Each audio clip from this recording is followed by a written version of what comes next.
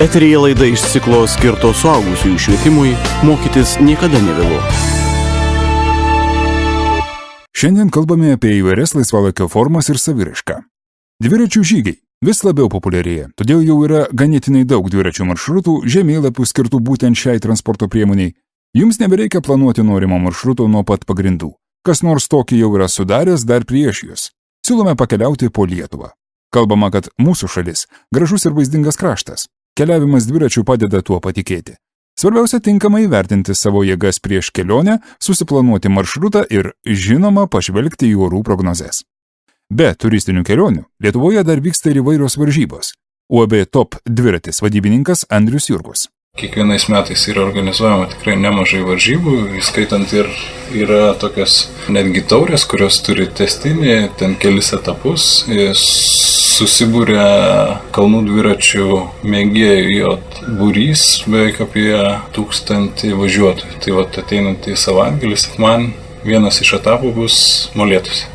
Tai ten tikrai susirinks kažkas apie 1000 entuziastų, kurie startuoja ir bando įveikti arba pusę, arba sporto pilną distanciją, maratoną. O turistiniai žygiai, šiaip dažniausiai žmonės būrėsi į tam tikrus klubelius arba patys organizuojasi, kaip sakyti, kompaniją, su kuria renkasi maršrutus ir važiuoja. Iš tikrųjų, Lietuvoje, jeigu taip žiūrėti, visi visą laiką sako, kad ko važiuoti į užsienį, kai yra tikrai daug ką pamatyti Lietuvoje. Tai ar rinktis automobilį, ar rinktis dviratį, tai čia jau yra žmogaus pasirinkimo laisvė, bet jeigu jisai nusprendžia pamatyti, pakeliauti Lietuvoje dviračių, tai be abejo pamatyti yra ką, nuvažiuoti galima visur.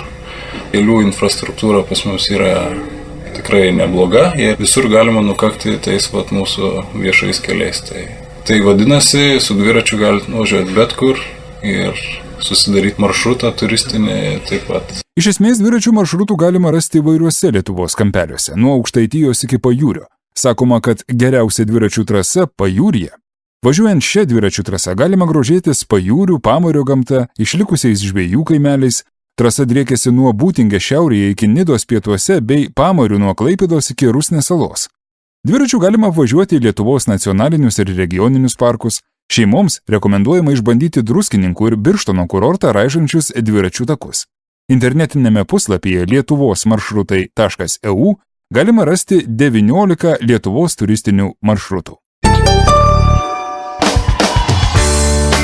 Radio laida parengta įgyvendinant ugdymo plėtotės centro projektą suaugusiųjų švietimo sistemos plėtra, suteikiant besimokantiems asmenims bendrasias kompetencijas, finansuojama Europos socialinio fondo lėšomis. Daugiau apie projektą rasite tinklalapyje www.suaugusiųjusvietimas.lt.